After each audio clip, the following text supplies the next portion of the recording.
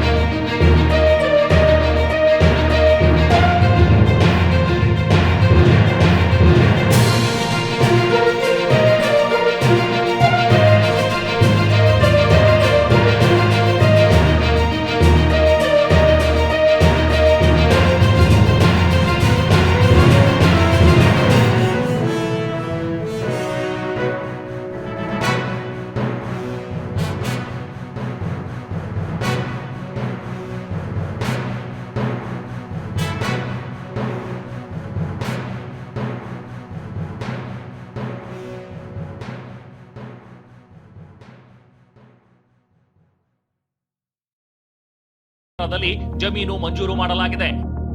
Harish, TV9 Bengaluru.